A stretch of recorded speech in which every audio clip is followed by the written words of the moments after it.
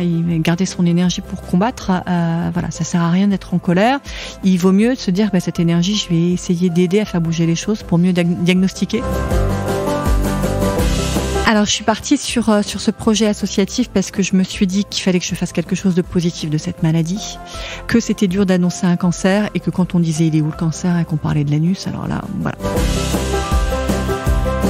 Je pense qu'on arrive avec son propre bagage. Oui. Donc, on arrive tous différents face à la maladie. Le fait, je pense qu'on a abordé ce sujet sous un angle féminin et sous un angle de sexualité. Il faut gommer ces aspects-là qui biaisent complètement la vision qu'on a de ce virus et qui fait des désastres sur des populations non féminines. Et ça, on est tous concernés. C'est vraiment, nous, notre mot d'ordre, c'est HPV, tous concernés.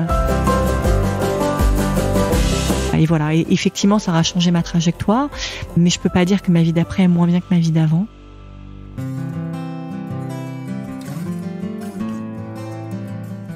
Bonjour, je suis Delphine Rémy et je vous accueille sur le podcast Naître princesse, devenir guerrière.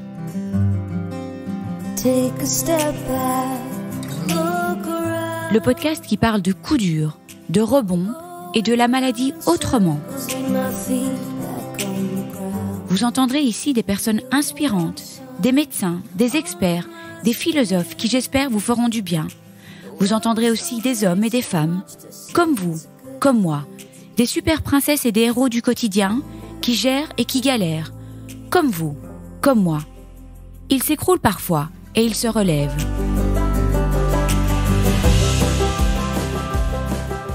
Quelle chance j'ai eu de pouvoir passer un magnifique moment de partage avec Laure. Quel échange riche et dense, j'ai l'impression qu'il y a eu plein d'épisodes dans un même épisode. Laure a été touchée à 47 ans par un cancer anal dû au HPV, donc le papillomavirus humain. Après quelques mois d'errance médicale, Laure s'est mise en marche vers sa guérison. Je dis cela parce que c'est vraiment l'image que j'ai eue pendant tout l'enregistrement et en pré-interview. Elle parle d'ailleurs beaucoup de mouvement, de marche. Très vite après l'annonce, elle a mis en place un tas de choses, une équipe de choc, des soins de support, et elle a lancé une association, son association No Tabou. C'était vraiment son moteur pendant ce long parcours où il faut vraiment s'accrocher. La chimio est lourde, les rayons dans des zones aussi intimes sont lourds de conséquences et peuvent solidement abîmer la qualité de vie et le moral. Dans ce podcast, Laure nous donne tous ses trucs et astuces pour s'aider à traverser la tempête et en ressortir plus forte. Comme elle dit si bien, chacun arrive avec son propre bagage et chacun fait comme il peut. J'aime beaucoup cette idée que c'est à chacun de trouver ce qui est juste et ce qui convient le mieux, tout en faisant bien la part des choses dans tous ses soins complémentaires et toujours en parfaite transparence avec son équipe de soins. Elle nous parle d'acupuncture, d'accompagnement psychologique, de naturopathie, de MDR, de sophrologie, de visualisation, de sport, de gratitude, de 3 kiffs par jour, de son ordonnance de kiff journalier et surtout d'être à l'écoute de son propre corps. Off micro, elle m'a aussi parlé d'un coupeur de feu et de l'importance de prendre ce qui est bon pour nous pendant tout ce parcours, aussi bien au niveau des traitements allopathiques que des médecines complémentaires, mais aussi de toutes les informations que l'on reçoit. Elle a voulu faire quelque chose de tout ce qui lui est arrivé et transformer l'épreuve en tremplin. Aujourd'hui, fondatrice de No Tabou, elle va continuer son travail de sensibilisation qu'elle combine avec un job déjà bien prenant, donc chapeau et merci de tout cœur pour son engagement.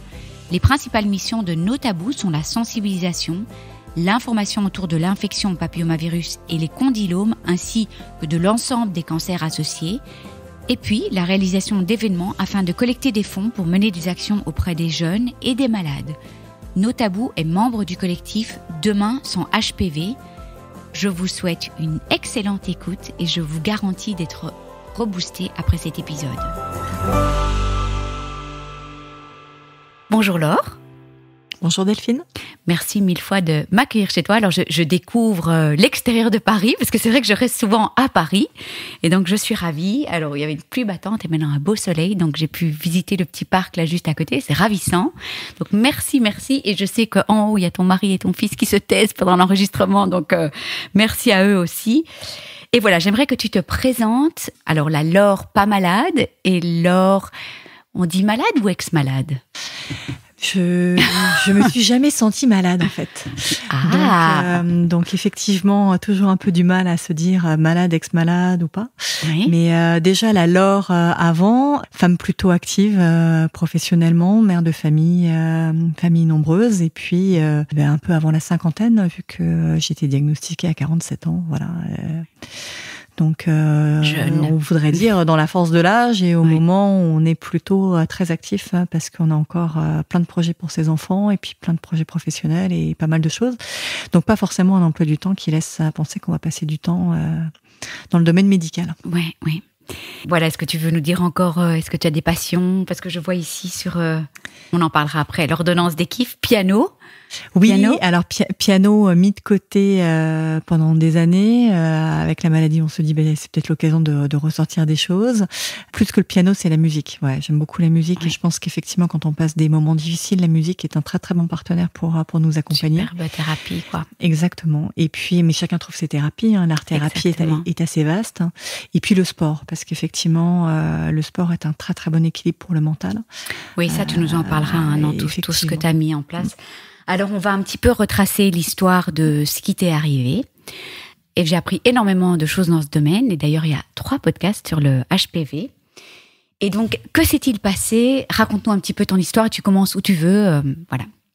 Ok, mais déjà peut-être une base, pas d'antécédents médicaux particuliers, parce que souvent effectivement on peut se dire on a une fragilité de santé ou pas. Moi, aucune fragilité de santé jusqu'à cet événement.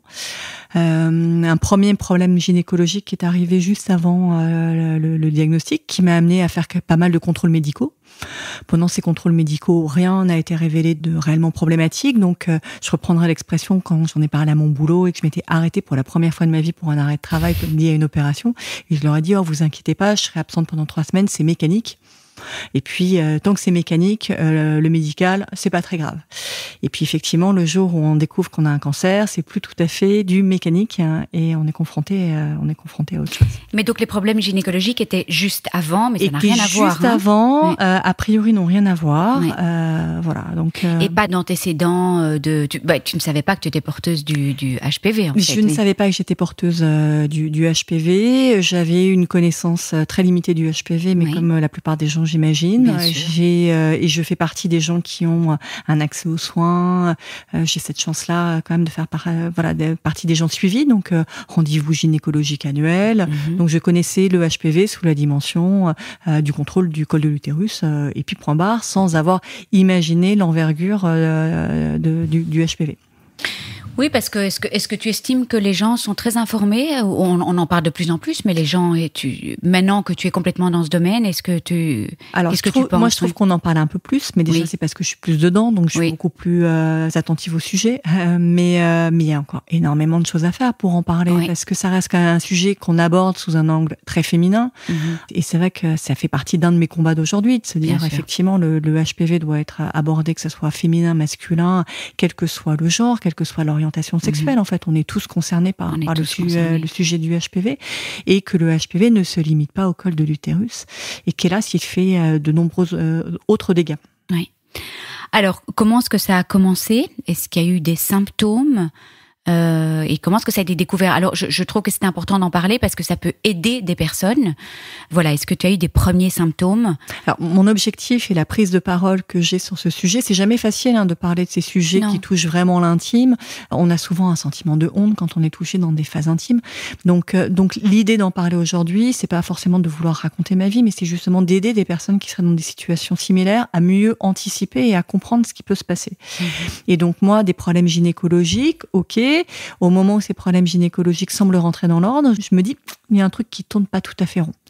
Mais rien de factuel, rien de très concret, plutôt un ressenti. Et je tombe sur l'anesthésiste qui m'opérait, qui me dit, vous savez, il y a que le patient qui habite son corps. Si vous avez un truc qui tourne pas rond, mais quoi, de la fatigue? Faut peut-être regarder. Et à ce moment-là, j'ai eu un problème de transit.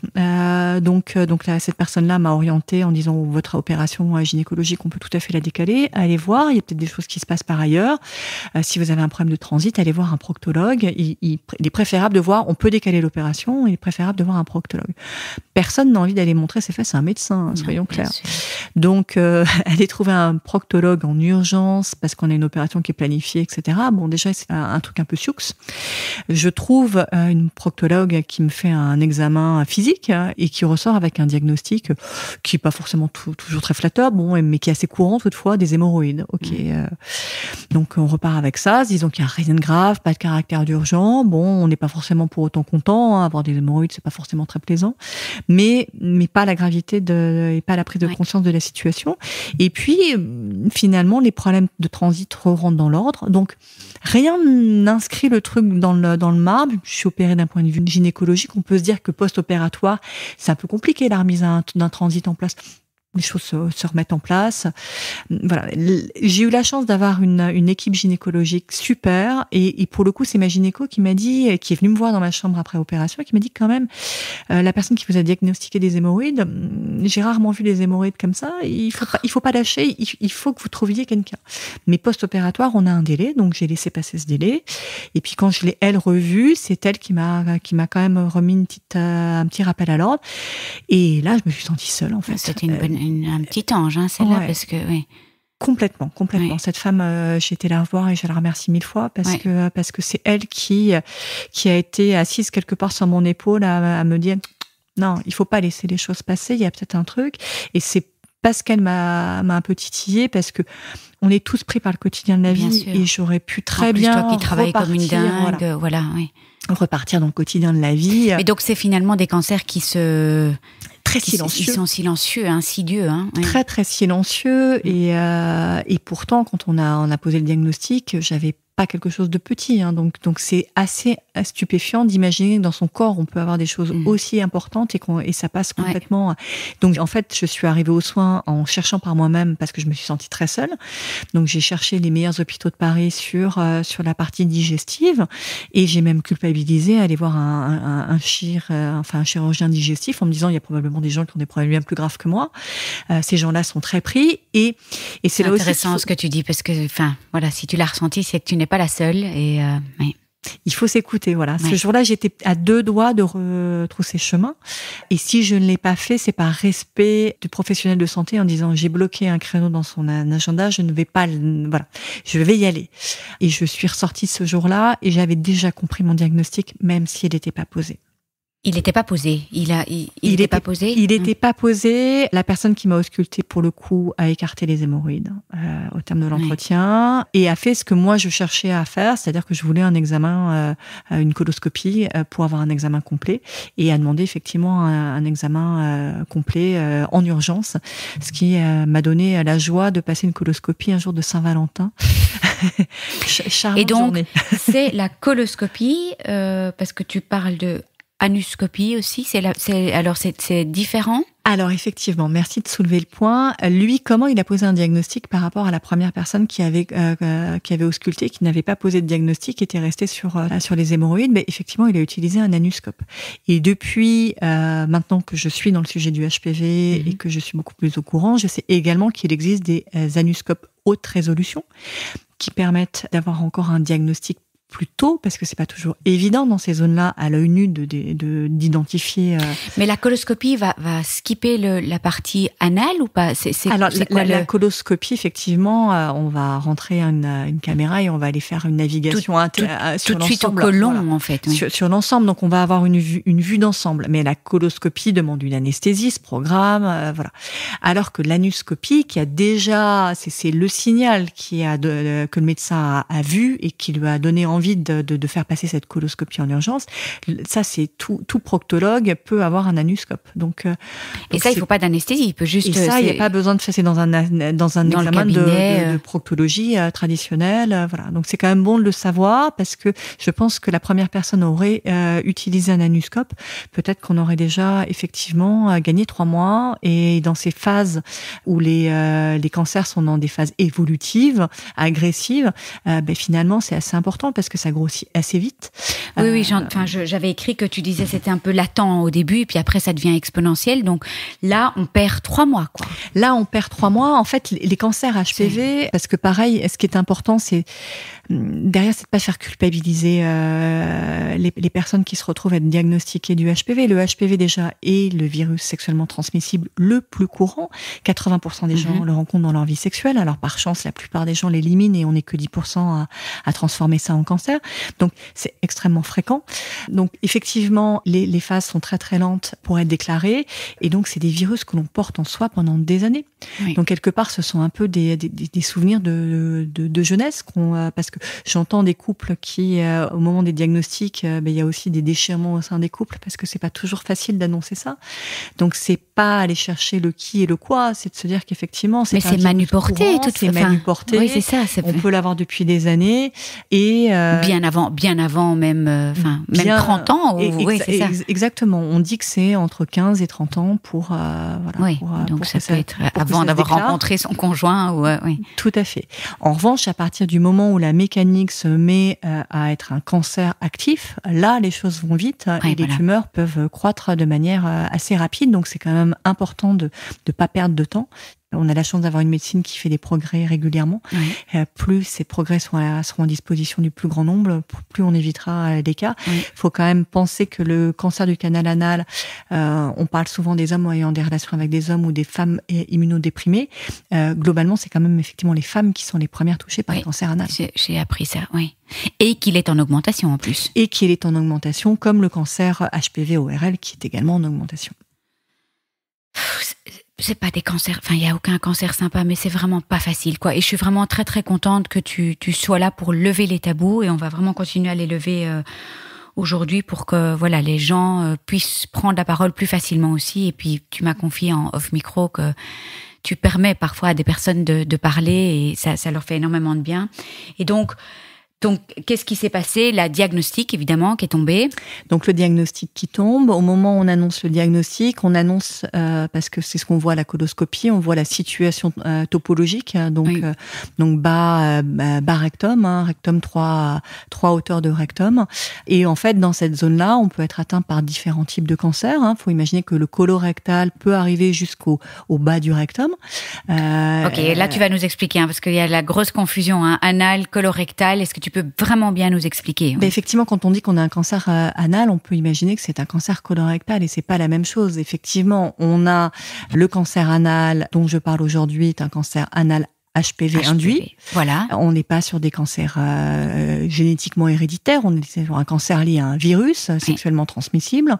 Là où effectivement le cancer colorectal est une autre typologie de cancer, il peut se développer à différentes hauteurs du tube digestif allant jusqu'au bas rectum. Donc au moment où je suis diagnostiquée. Mais je fais vraiment la blonde. Le bas rectum et l'anus, c'est pas la même chose. Le bas rectum et l'anus, c'est la même chose. Le bas rectum, le rectum a 3 hauteurs. Oui, et finalement, il y a un haut, milieu et bas. Et le bas. Et le bas arrive à l'anus, vraiment au sphincter. Voilà. Et donc, en fait, ça peut être soit un cancer colorectal, donc bas rectum éventuellement, mais pas HPV, ou alors un cancer anal HPV, quoi. Exactement. Et il n'y a pas de colorectal HPV, c'est anal. Oui, mais comme ça, on exactement. Ce qui est important de comprendre, c'est que quand on fait un test à partir de 50 ans en France, on a un programme de dépistage sur le cancer colorectal avec un test qui s'appelle l'hémoculte. L'hémoculte détecte le cancer colorectal, en revanche ne détecte pas le cancer HPV de l'anus. Donc si on présente des symptômes alors qu'on a eu un test hémoculte qui s'est avéré bon, il faut prendre rendez-vous avec un proctologue, et je pense que il vaut mieux aller de l'avant, parce qu'effectivement plus on est pris tôt, moins on a un traitement fort, et donc moins on a des effets secondaires. Mais la complication, c'est que oui, c'est ça, on n'a pas vraiment de symptômes au début, quoi. Donc voilà, dès qu'il y a un truc qui tourne pas rond à ce niveau-là, il vaut mieux être vraiment prudent, quoi. Exactement. Et même quand on est, même moi qui avais une tumeur de 5 cm, qui est quand même pas petite, qui a été classifiée en fait en T4, finalement, au moment où j'avais repris rendez-vous, j'avais un transit à peu près normal. Donc, et pas forcément de saignement. Donc, les symptômes ne sont pas évidents. Voilà. Et je le disais depuis, j'ai entendu beaucoup de cas autour de moi, des sentiments de gêne, des sentiments de poids. C'est pas facile à diagnostiquer. Et on a la même problématique avec les cancers ORL HPV induits, où quelquefois il y a des gens qui se disent j'avais un truc dans la gorge qui me gênait un peu, comme si j'avais une feuille de salade coincée.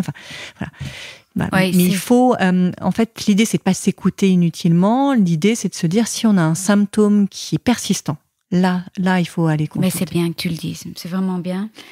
Donc, beaucoup de temps perdu. Est-ce que tu parles d'errance ou...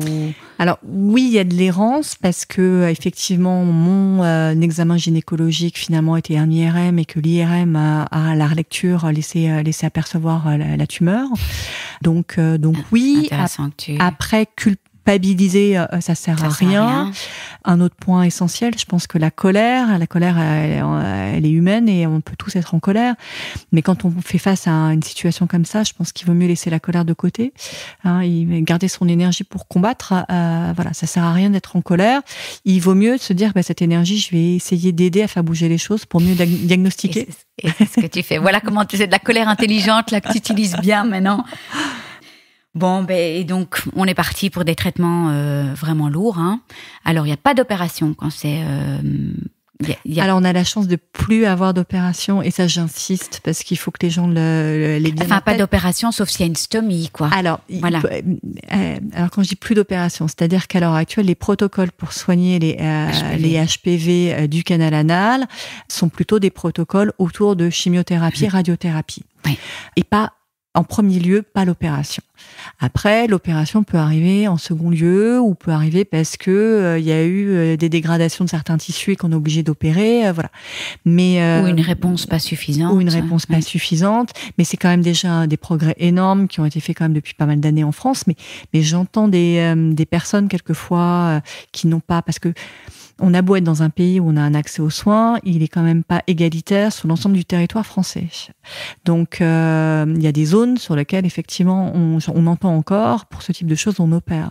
Donc, non, la première, enfin, il faut, voilà, n'hésitez pas à avoir un deuxième, enfin, même moi, même en étant en région parisienne avec un accès aux soins, j'ai demandé un deuxième diagnostic. Et donc, il y a des gens qui opéreraient encore et qui peuvent faire des dégâts assez importants.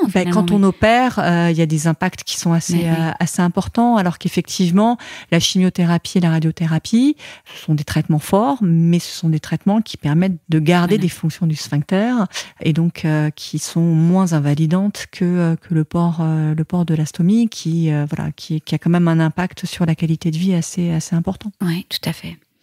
Alors, comment ça s'est passé, enfin, tous tes traitements, qu'est-ce que tu as envie de dire? Parce que en fait, on a pas mal de choses à dire. J'aimerais que tu me parles justement de cette stomie, parce que ça m'a fort marqué, et je comprends tellement que tu me disais que c'était vraiment un des aspects qui aurait été le plus dur. Enfin, en tout cas, quand on t'a prononcé le mot, c'était ce qu'il y avait de plus dur. Et je me souviens que tu as dit, je vais sortir de ce truc sans stomie. Et là, j'ai senti cette espèce de détermination. Et je pense que c'est très important que tu parles, tu expliques à tout le monde tout ce que tu as mis en place. Oui. Oui, effectivement, quand on m'a annoncé le diagnostic, les médecins sont toujours très prudents, parce que finalement, on est tous des individus différents. Donc, un même diagnostic sur 2 personnes, ça donnera pas la même chose. Exactement. Oui. Donc, et puis il y a cette annonce. Alors, je vais juste prendre quelques instants pour parler d'annonce, parce que j'entends mon annonce a été difficile. Mon annonce s'est pas passée dans de bonnes conditions. C'est vrai qu'il y a des fois, j'entends des situations qui sont quand même très très difficiles en termes d'annonce. À côté de ça, je voudrais simplement mentionner qu'il n'y a jamais de bonne annonce. En fait, on n'a jamais envie d'apprendre ça. Donc voilà. Moi, je pourrais dire que j'ai un peu lu entre les lignes la première fois quand j'ai compris qu'on me faisait une coloscopie en urgence. J'ai compris au moment de mon réveil, quand on vient de se réveiller d'une anesthésie, on est un peu dans le gaz. Bon, c'est peut-être pas forcément le meilleur moment. Bon, après, l'idée, c'est d'essayer de comprendre, et ça dépend aussi des personnalités. Moi, j'ai voulu comprendre qu'est-ce qui allait m'arriver. Je me suis dit, bon, le cancer, j'en fais mon affaire. Il n'y a pas de raison que on fait des progrès sur ces sujets-là. Il n'y a pas de raison que j'arrive pas à me mettre dans de bonnes conditions pour m'en sortir. Et puis, on m'a parlé de stomie, parce que, alors, je me suis dit, mais on vient de me dire qu'on n'opère plus et qu'on ferme plus le barectum. Pourquoi on me parle de stomie? Ben oui, on parle de stomie parce qu'on peut avoir des tumeurs qui sont invasives autres organes. Et dans mon cas, ma tumeur faisant 5 cm était invasive avec le dos du vagin. Donc pas de présence HPV au niveau gynécologique, mais une présence HPV du côté du canal anal qui est suffisamment invasive pour mettre en péril la partie vaginale et avec des risques de fissures sur ces zones-là. Donc j'ai demandé moi une présentation complète du matériel pour comprendre ce qu'était une stomie. J'en profite pour envoyer mon plus beau soutien à toutes les personnes qui vivent avec ça parce que je vois des très beaux exemples de personnes qui osent communiquer, qui osent démystifier. Et voilà, et je pense que c'est important que le regard sur la stomie change. Et puis moi, dans mon combat, je me suis dit, je me donne toute la chance pour sortir sans cancer et sans stomie. Oui. Est-ce que tu connais le pourcentage des personnes qui terminent avec une stomie dans le cadre d'un cancer anal HPV ou ça reste relativement rare? Sur une stomie définitive, ça reste rare. Oui, ça peut être des stomies temporaires. Oui. Voilà. Et après, effectivement, il y a quelquefois aussi des patients qui vivent mieux avec une stomie aussi, parce que quelquefois, ça leur permet de mieux gérer les choses. C'est important de le dire aussi. Voilà. Donc, je pense que de toute façon, chacun fait comme il peut en fonction de comment il vit les choses. Il n'y a pas de bien et de mal. Je pense que. Oui. Quand j'avais interviewé Juliette, elle disait, c'était très dur, mais c'était aussi une délivrance parce qu'elle avait plus mal au ventre aussi, donc elle pouvait. Donc tu vois, tout ça est c'est très personnel. Très personnel, quoi. Alors, comme tu as été tellement actrice de ta maladie, et c'est vraiment ce qui m'a marqué du début jusqu'à la fin de cette pré-interview qu'on a passée ensemble, quelles sont toutes les choses que tu as mises en place, l'équipe que tu as formée, tous ces soins de support, parce que ça, je trouve que c'est extraordinaire pour les auditrices, les auditeurs de se dire, ok, voilà ce qu'elle a mis en place, voilà ce que je peux éventuellement explorer, et tout le monde n'est pas toujours au courant de tous ces soins de support. Donc, qu'est-ce que tu as envie de nous dire par rapport à ça? On a oublié quelque chose. On a oublié la création de l'association, parce que je pense qu'elle arrive très très vite en fait dans ton histoire. Et elle arrive un peu au milieu de tout ça. Voilà. Donc, effectivement, je me suis assez rapidement dit, il m'arrive un diagnostic d'un cancer. Qu'est-ce que j'en fais? Comment, d'une aventure dont on peut déjà avoir honte, parce que c'est jamais évident de communiquer sur le fait qu'on a été touché par un cancer. On a toujours l'impression d'afficher une certaine fragilité que la société veut pas toujours voir.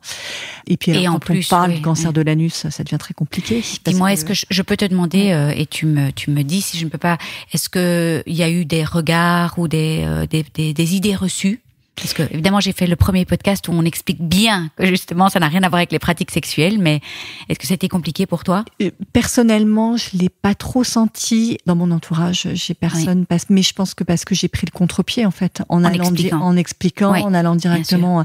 Maintenant, dans mes lectures, je trouvais ça très stigmatisant, les lectures. C'est aussi un des points qui m'a motivée à monter l'association. C'est-à-dire qu'effectivement, quand je lisais les personnes qui étaient sujettes à ce type de cancer, on avait une vie absolument déluré. Voilà. Et pour moi, déjà, il n'y a pas de... Tu parles de patients qui non, quelle lecture? C'est même des lectures sur... c'est plutôt mis en avant sur des personnes avec une vie sexuelle très active. Voilà. Alors que pas forcément. Et je trouve que c'est très culpabilisant pour les personnes qui sont touchées. Et puis, de toute façon, je pense qu'il n'y a pas de normalité dans la sexualité. Mm-hmm. Donc je pense qu'il faut casser ce débat-là. Pourquoi est-ce que tu as voulu monter une association qui était déjà l'association No Tabou? C'était déjà celle-là ou... Alors, je suis partie sur ce projet associatif parce que je me suis dit qu'il fallait que je fasse quelque chose de positif de cette maladie, que c'était dur d'annoncer un cancer et que quand on disait il est où le cancer et qu'on parlait de l'anus, alors là, voilà. Donc, je me suis dit non, il faut vraiment qu'on en parle. J'ai regardé, il y avait des associations qui parlent du HPV qui font un super boulot. Il n'y avait pas d'association en France qui parlait de l'HPV du canal anal, d'où le nom No Tabou. Je me suis dit effectivement, faut faut sortir de l'ombre. Et ça m'est arrivé très vite finalement, au moment juste après le diagnostic où j'ai eu cette idée-là. Et pour moi aussi, ça a été un moteur parce que ça a accompagné mes hospitalisations. Donc dès ma première hospitalisation, j'étais en train de travailler sur le concept de l'association. Donc ça a été un fil rouge. Ouais. Voilà. Et en parlant à travers l'association, finalement, j'ai démystifié ma propre maladie. Donc ça m'a aidé de manière très égoïste. Voilà. Et puis j'ai rencontré des gens qui m'ont aidé. Et puis en fait, c'est des mains tendues. On s'entraide et c'est important l'entraide dans ces moments clés. Et depuis, c'est des très belles rencontres. Et j'espère surtout qu'on arrivera à faire bouger les choses pour que dans quelques années, on puisse dire qu'on a un taux qui a diminué amplement, quoi. Et j'étais frappée aussi que tu disais que tu trouvais que les médecins travaillaient assez fort en silo et qu'avec cette association, tu avais peut-être envie de rassembler un petit peu tout le monde. C'est le problème de ce cancer qui finalement touche 6400 cas en France. C'est pas énorme par rapport à d'autres cancers, donc c'est pas le cancer qui dispose de plus de moyens pour la recherche. D'autant plus que jusqu'alors, il était siloté par organe. Donc effectivement, si les professions sont silotées, les moyens sont silotés, les associations de patients on était tout un peu silotées également. Donc je suis contente de voir que les hôpitaux sont effectivement plutôt en train de faire des parcours pluridisciplinaires sur du HPV pour suivre le HPV sur l'ensemble des zones concernées. Et nous, d'un point de vue associatif, j'ai rejoint et en fait j'ai monté avec d'autres associations un collectif qui s'appelle Demain sans HPV, où on traite du sujet d'HPV dans sa globalité. Ouais. Alors, il y a eu des problèmes, des effets secondaires. Qu'est-ce que tu as mis en place et qu'est-ce qui t'a aidé le plus? Alors, tu parlais d'équipe tout à l'heure et tu parlais d'acteurs. Moi, ce que j'ai envie de dire, c'est qu'effectivement, pour moi, il est important de ne pas avoir honte de ce qu'on a, d'assumer, c'est un pas vers la guérison, d'être acteur, de pas subir, voilà. Pas subir la maladie. Et même les soins, finalement, c'est un exercice à faire en soi, c'est de se dire effectivement, je vais faire une chimiothérapie, je vais faire un pas vers la guérison. Ça me semble clé. Donc ça a été vraiment ton mental. Hein. Oui. Avoir un mental pour faire face, en fait. Tu as travaillé très fort ce mental ou tu étais déjà une battante, hein? Je pense qu'on arrive avec son propre bagage. Oui. Donc on arrive tous différents face à la maladie. Bon, moi j'ai l'habitude de gérer des projets d'envergure, donc j'ai un peu géré la maladie en mode un peu projet. Ça fait rire mon entourage qui m'a dit tu livres les projets à temps, tu es sorti de ton traitement au moment où tu avais imaginé sortir. Bon, donc oui, le mental est important. Pas sous-estimer la dimension psychologique, se faire accompagner, c'est tellement important. Faire aussi accompagner ses proches, parce que le cancer, ça touche pas un individu, ça touche un cercle familial. Donc il est important que les autres soient également accompagnés. On sous-estime souvent le choc que c'est pour eux. Et ils se sont fait accompagner? Oui, moi j'ai effectivement eu... Tes enfants et ton conjoint? Alors, mon conjoint. Oui. Voilà, mon conjoint a eu un accès dans le cadre de l'hôpital pour avoir un accompagnement. Oui, et la porte a été ouverte pour mes enfants. S'ils avaient besoin, quoi, oui. Exactement. Et donc, moi, j'ai comme tu le disais, j'ai monté une équipe, en fait. Déjà, j'ai appris parce que quand on passe quelquefois, on aime bien tout contrôler dans sa vie. Quand on est malade, il faut apprendre à déléguer complètement parce qu'on délègue un peu son traitement, son corps. Oui. Donc, déléguer, faire confiance à l'équipe médicale. La confiance n'exclut pas le contrôle. Donc, quand même, garder un œil sur le traitement. Et puis, à se dire, faire attention à pas suivre n'importe qui, parce qu'il y a quand même du business autour de la maladie et il y a quand même des personnes qui seraient pas forcément bienveillantes, qui pourraient tirer parti de moments un peu faibles. Alors, tu parles de médecine douce ou de toutes des démarches alternatives. Il faut faire la part des choses. Il y a des gens extraordinaires qui font de la médecine alternative. Moi, j'ai eu beaucoup à faire à la médecine alternative, qui a été un excellent complément. Néanmoins, je mets juste qu'il faut être très prudent sur qui, et que les personnes qui sont sérieuses le font en transparence avec les soignants. Enfin, moi, ce que j'ai fait en parallèle a été partagé avec mon oncologue. C'est des choses qui ont été faites en totale transparence. Et donc, même l'oncologue, moi, j'ai fait de l'acupuncture, l'hôpital référencé à l'acupuncture. Et donc, ça m'a énormément aidé sur les effets secondaires. Je peux même dire que j'ai quasiment eu aucun effet secondaire de chimiothérapie, ni pieds-mains, ni perte de cils, de sourcils, d'ongles, Donc de ce côté-là, c'était quand même déjà énorme. Et donc là, tu travaillais vraiment avec un acupuncteur qui était spécialisé en onco? Spécialisé, effectivement. Quelqu'un qui ne travaille que sur... et qui s'appelle le docteur Janin, qui est un monsieur qui avait dédié une grande partie de sa carrière à l'oncologie et qui enseigne et qui a toute une équipe d'acupuncteurs qui ont été formés selon sa méthode et qui sont également des excellents relais à son enseignement et qui travaillent sur des points et vraiment ça aide, ça permet de garder de l'énergie. J'ai quasiment pas eu de mucite, ou en tout cas très peu. Donc tout ce qui est annoncé comme effet secondaire, parce que quand on nous donne la liste de des effets secondaires de la chimio, on se dit bon, ça va pas être très sympa. T'as perdu tes cheveux quand même. Voilà, j'ai perdu mes cheveux parce qu'effectivement, ça dépend des protocoles. Bien sûr, dans un des protocoles, il y avait un protocole qui touchait les cheveux. Oui. J'ai testé les casques glacés. Oui. Bon, c'était pas forcément la meilleure solution pour les garder, mais en tout cas, ils repoussent très vite. Et puis finalement, voilà, je dirais que les nouveaux cheveux, c'est un peu son nouveau soi parce que on est quand même un peu différent quand on sort de tout ça. Donc, moi, j'avais les cheveux raides. Pour le moment, ils sont bouclés. Je sais pas pour combien de temps, mais les petites bouclettes que j'ai me rappellent tous les jours que je suis plus tout à fait la même Laure qu'avant. Et on va en parler encore.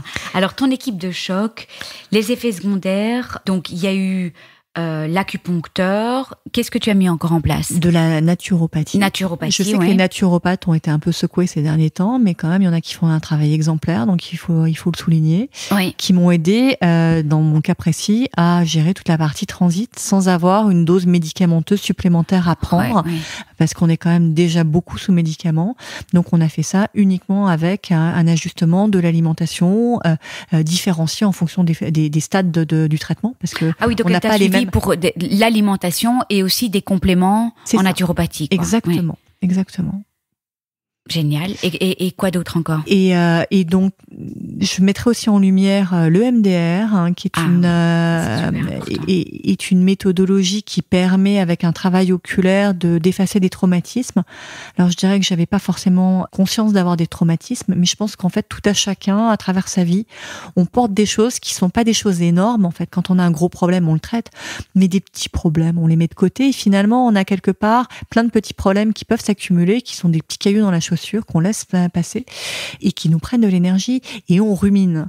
Et j'avoue que dans les lectures du docteur Servan-Schreiber, la rumination semble quand même être un des points qui laisse un terreau assez favorable au développement de cancer. Je me suis dit, je vais aller poser mes valises et lâcher toute cette rumination. Et le MDR a fait beaucoup de bien. Donc voilà, je sais pas si elle s'applique à tout le monde, mais je pense que c'est important d'en parler parce que c'est une corde de plus à son arc quand on doit faire face à des moments difficiles. Oui, et moi je vais avoir un podcast là-dessus justement sur le MDR et la peur de la récidive, donc on expliquera en long et en large. Tu as fait combien de séances? Alors moi j'ai fait une séance, et une seule. Et une séance m'a fait énormément de bien. Alors c'était une très longue séance, mais ça m'a fait beaucoup de bien. En revanche, maintenant je sais que c'est à ma disposition, et à un moment donné je m'étais dit, tiens, s'il y a un risque si j'ai une appréhension de la récidive, je reviendrai à la méthode. Voilà, pour le moment c'est pas le cas, mais je pense que voilà, c'est important de savoir que ça existe. Ça fait vraiment beaucoup de bien. C'est tellement facile, quoi. Ça ne demande rien, il faut juste quelqu'un qui connaît bien la pratique, quoi. Donc naturopathie, acupuncture, EMDR. Je sais que tu avais parlé de ces fameux ovules. Est-ce que tu peux nous expliquer? Oui, alors après, ça c'est vraiment très personnel. Ça n'a pas été forcément conseillé, mais j'en ai quand même vu les bénéfices. C'est-à-dire que je me suis dit, pas d'hormones. On est dans une phase où on a des traitements, donc pas d'hormones. En revanche, l'élasticité des tissus avant radiation me semblait quand même importante. Donc comme on commence un protocole avec une longue phase de chimio sans radiothérapie, et que la chimio a déjà, hélas, tendance à dessécher les tissus, je me suis dit comment on essaye de garder les tissus les plus hydratés possibles. Donc tu parles du tissu vaginal. Exactement. Exactement. Il existe des ovules également. Alors déjà, pour parler des ovules, ce sont des ovules à base d'acide hyaluronique. Il en existe en gynéco et en procto. J'avoue que sur la partie procto, je n'ai pas voulu mettre d'ovules parce que j'avais pas du tout envie d'aller dans la zone où il y avait la tumeur, en disant que peut-être que ça peut dissiper. Voilà. Mais j'ai voulu traiter sur la partie vaginale, et en tout cas en se disant que si les tissus étaient si proches, l'hydratation ferait du bien. Et j'ai quand même des résultats qui sont positifs parce que mes tissus, je n'ai pas eu de déchirure sur toutes ces zones-là, pas de fistule, rien. Et que la radiothérapeute était même étonnée en plus. Et la radiothérapeute qui n'y croyait pas forcément, parce que je lui ai annoncé, elle m'a dit oui, ça vous allez vite l'abandonner pendant le traitement. Finalement, on l'a quand même gardé quasiment jusqu'à la phase la plus critique de radiothérapie. Et quand elle m'a vu dans la phase la plus critique, elle a reconnu que les tissus étaient irradiés comme généralement elle le voyait à mi-parcours et pas en fin de parcours. C'est quand même génial. J'ai l'impression que tu étais très fort, tu t'es écouté, tu savais ce qui était bon pour toi en fait. Oui, je pense. Oui, hein. Alors, je me suis aussi beaucoup parlé en fait. J'ai découvert que j'avais moi la chance d'avoir fait de la sophro avant. La sophro m'a beaucoup accompagnée aussi pendant cette période dans les autres choses, parce que je me suis donc fait une ordonnance de kiff en me disant il faut kiffer. Tu peux la lire. Alors, tu la connais par cœur peut-être? Non, j'ai le petit papier, l'ordonnance de kiff. J'ai retrouvé effectivement je m'étais mis automassage, de faire des câlins. Hein, on a des câlins. Même avec ses enfants et je dirais même les doudous de mes enfants. J'ai fait des câlins pendant que mes enfants n'étaient pas là à leur doudou. De la méditation, écouter de la musique, faire un peu de sport, prendre du temps pour du bien-être et puis de la lecture, voilà. Ouais, donc essayer d'avoir effectivement des plaisirs. Essayer d'avoir ça tous les jours, c'était vraiment ça. Ton petit. En fait, j'étais très inspirée par le livre de Florence Servan-Schreiber. Oui, les 3 kiffs par jour. Oui. Et je me suis dit, dans un moment comme ça, il faut vraiment avoir au moins 3 kiffs par jour pour compenser tout le reste. Et donc, j'ai eu mes 3 kiffs, voire plus. C'est de la gratitude aussi, peut-être, en fait, hein, même. Oui. Et tu avais parlé d'hygiène de vie aussi, de visualisation. Donc, hygiène de vie, est-ce que tu as radicalement changé Alors, hygiène de vie, oui, j'ai fait attention à plein de choses, justement, pour être toujours au mieux. Hein. Donc, j'ai fait attention à avoir un apport protéinique important pour éviter trop de pertes musculaires. Oui. J'ai quand même essayé de maintenir du sport, même si moi qui étais très sportive, j'ai ralenti le rythme, parce que l'idée, c'est d'être raisonnable. Mais pour moi, il y avait quand même un message fort, c'est que la vie, c'est du mouvement. Donc, il fallait que si je voulais être en vie, je sois en mouvement. Donc, même à l'hôpital, j'ai découvert qu'il y avait un charmant donateur qui avait financé un vélo et un tapis de course dans l'hôpital. J'ai bénéficié de cet équipement. J'ai fait du vélo et du tapis en génial. Marche pendant toutes les phases de déroulement de chimio, pendant que la chimio passait dans mon corps, où je marchais sur le tapis en regardant un film sur une tablette. Voilà, mais pour me dire, je marche, je suis peut-être enfermée dans l'hôpital, mais je marche. Tu étais en marche vers ta guérison, en fait. C'est ça, exactement. C'est vraiment ça, hein. Un mouvement pour se dire, Est-ce que tout ça était plus délicat après parce que les tissus étaient alors, bien entendu qu'il y a une zone le moment où on rentre en radiothérapie, c'est le moment qui est le plus compliqué, parce que la radiothérapie sur la zone pelvienne est très compliquée. On se retrouve à être brûlé du haut du pupis au-dessus de l'arrêt des fesses. Donc, toute la zone est irradiée. Ouais. C'est là, on reparlait de sophro et de visualisation. C'est là que j'ai fait beaucoup de visualisation.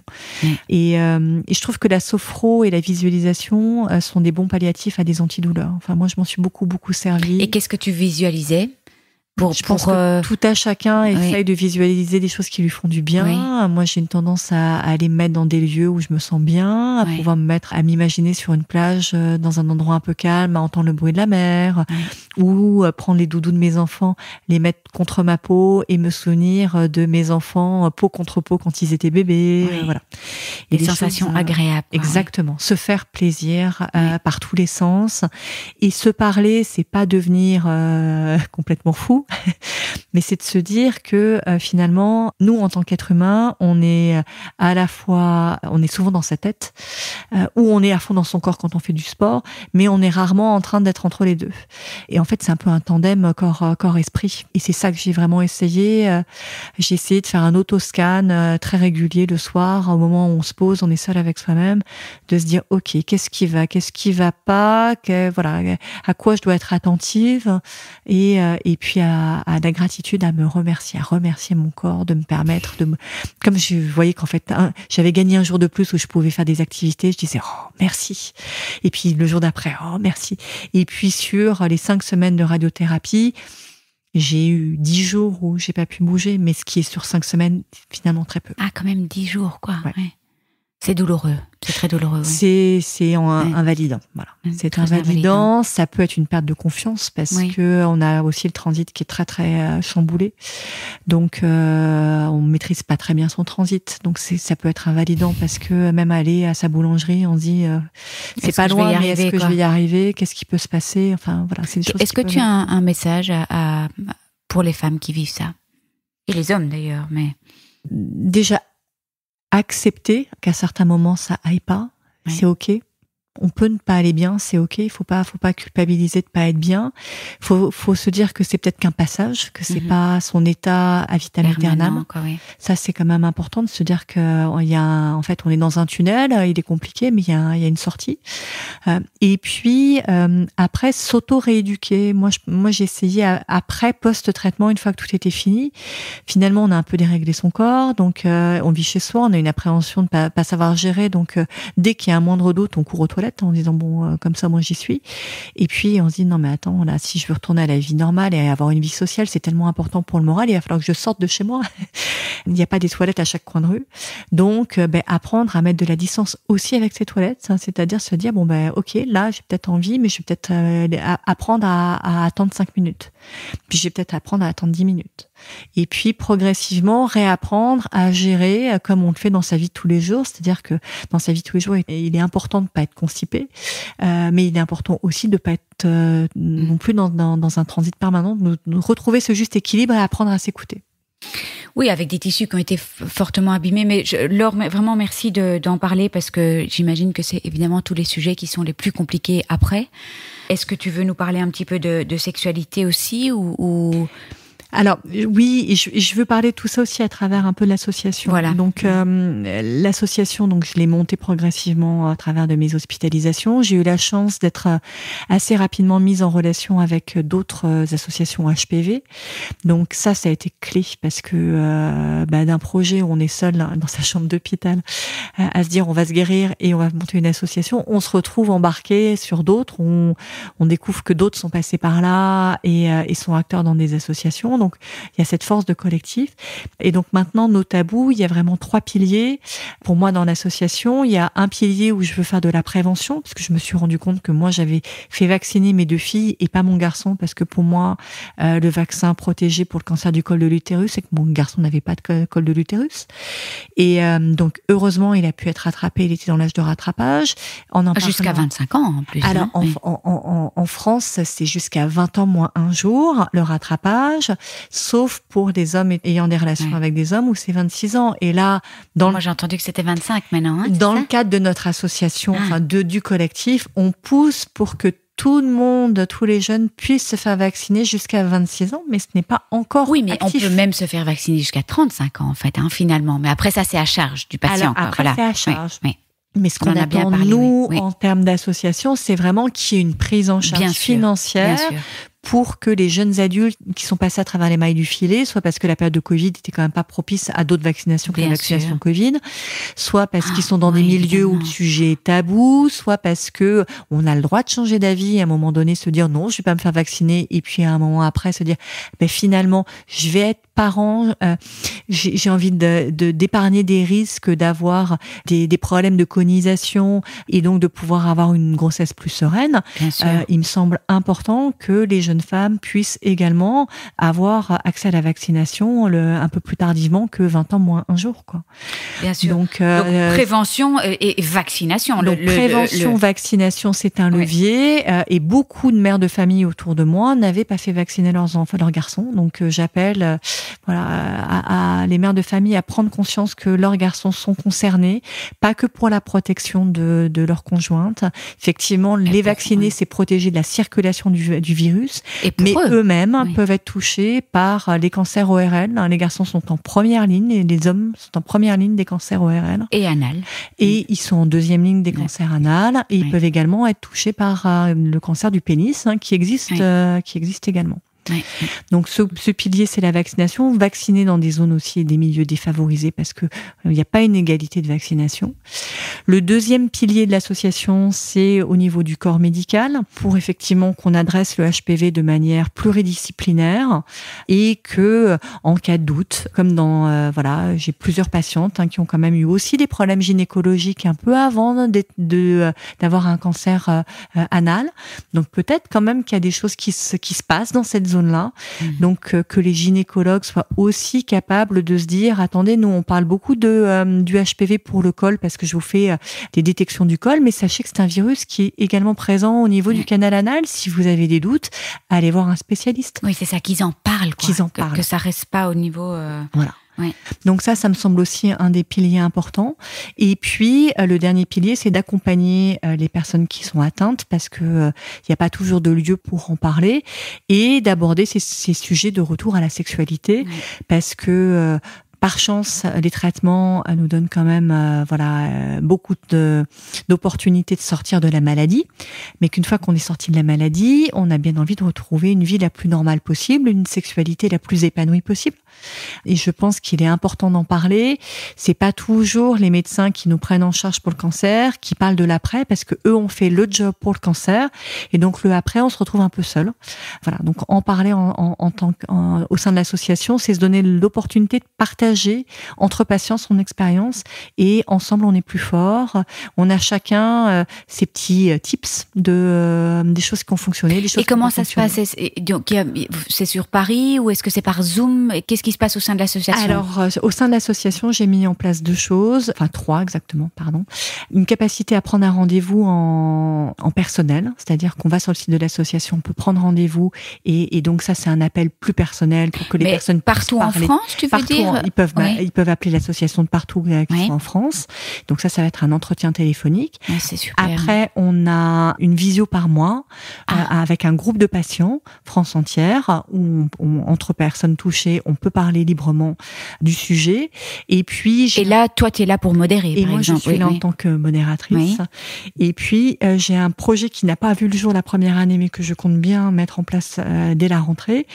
C'est une thématique de marche, de se retrouver. Alors, c'est plutôt pour des personnes qui sont sur la région parisienne, mais de se retrouver autour d'une marche, donc sur un dimanche par mois, qui permet de créer un réseau entre patients, de créer des liens, et puis qu'on puisse libérer la parole, et puis se mettre un peu en mouvement tous ensemble. Libérer la parole et puis sensibiliser, quoi, l'importance du vaccin. Et on a couvert pas mal de sujets. Alors, la vaccination dans les écoles, et au niveau politique, est-ce que tu veux nous dire un petit mot? Alors, au niveau politique, on a effectivement une prise de conscience de notre gouvernement. On a été entendu dans le cadre du collectif, et on a même, nous, été reçus. Donc, la vaccination qui arrive au collège, c'est quelque chose qu'on accueille très, très positivement.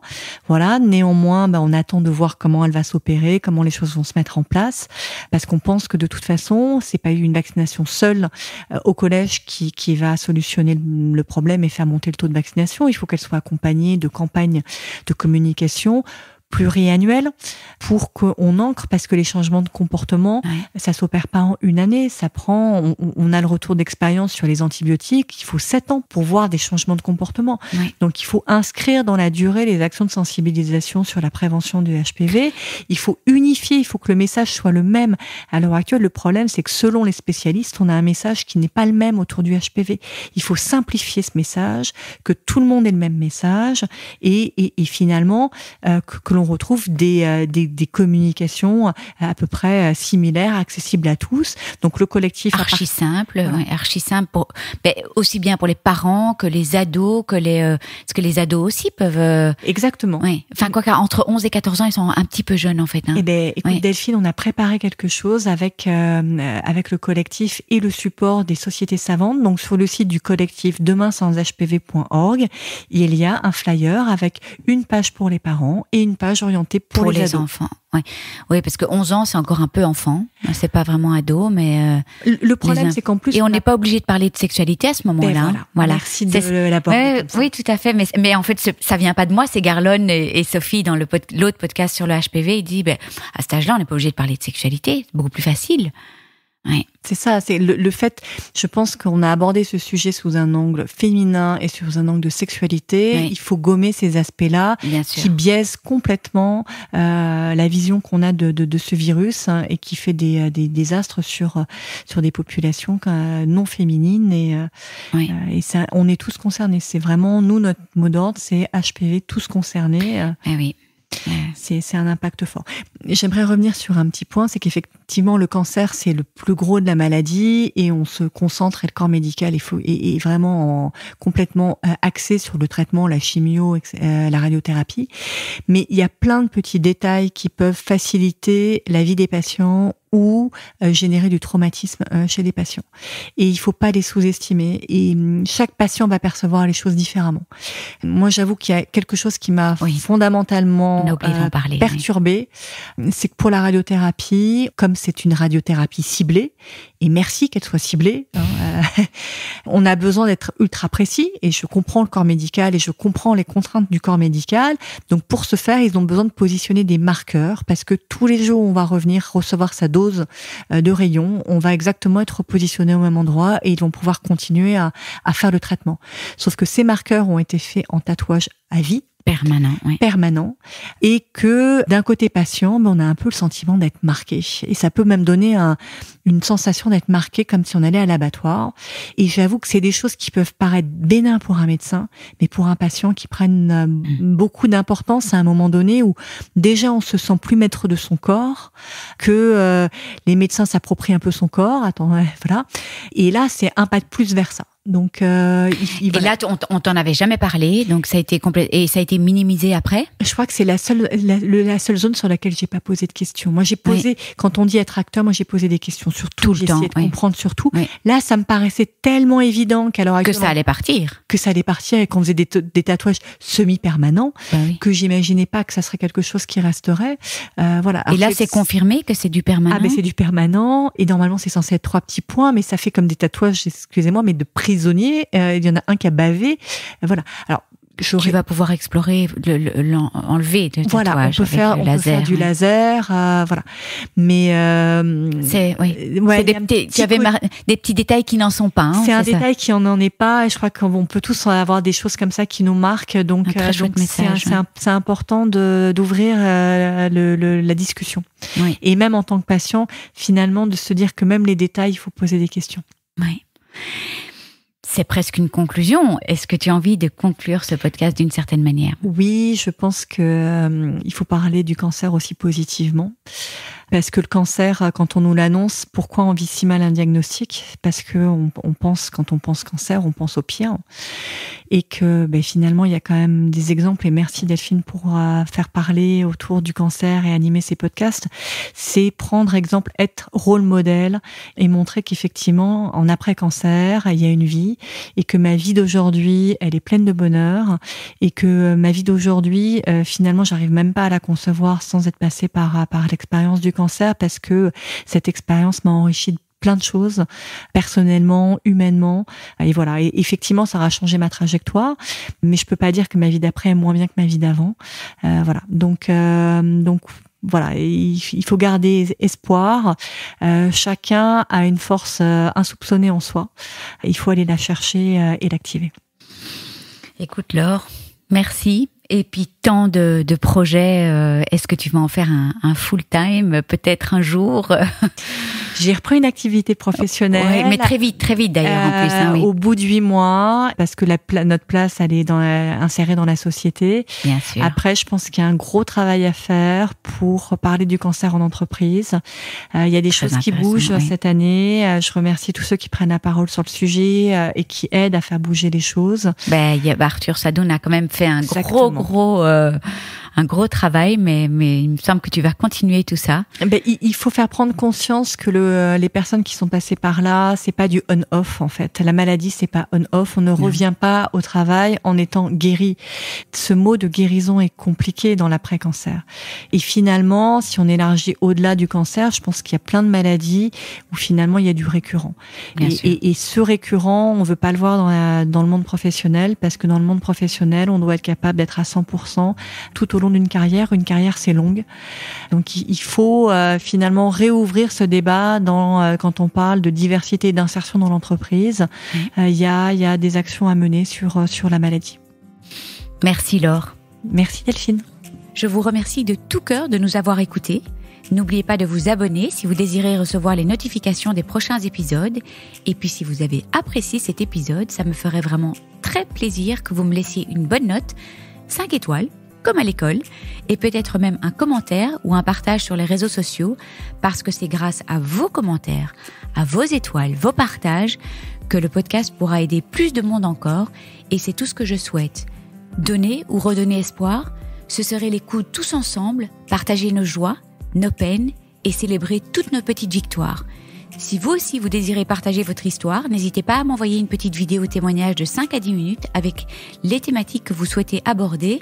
Tout est expliqué sur le site internet cancerjegère.blog. Et puis, dernière petite chose, Naître Princesse Devenir Guerrière a lancé sa nouvelle page sur Buy Me a Coffee, une plateforme de soutien pour aider les créateurs de contenu, les podcasteurs, les artistes, les magiciens, les clowns et j'en passe à vivre de leur passion. Comme vous pouvez l'imaginer, le podcast représente un énorme investissement en termes de temps, de travail et de moyens. Un effort qui m'est évidemment rendu au centuple grâce à tous vos mots doux, vos écoutes, vos commentaires, vos encouragements et j'en passe. Et pour tout cela, merci du fond du cœur. Mon intention aujourd'hui est de pouvoir rendre le podcast pérenne et qu'il puisse s'autofinancer. Alors recevoir le soutien de mes auditeurs serait le plus beau des cadeaux. Un petit montant, 1 euro, 2 euros, 5 euros, peut faire une énorme différence. Si vous désirez me soutenir, toutes les infos sont dans la description de tous les podcasts et sur mon site internet. Et je tiens vraiment à dire que la gratuité de mon podcast est et restera ma grande priorité quoi qu'il arrive. Je veux qu'il puisse aider le plus grand nombre, peu importe les moyens. Je vous embrasse tous très fort, prenez bien soin de vous et je me réjouis de vous retrouver la semaine prochaine.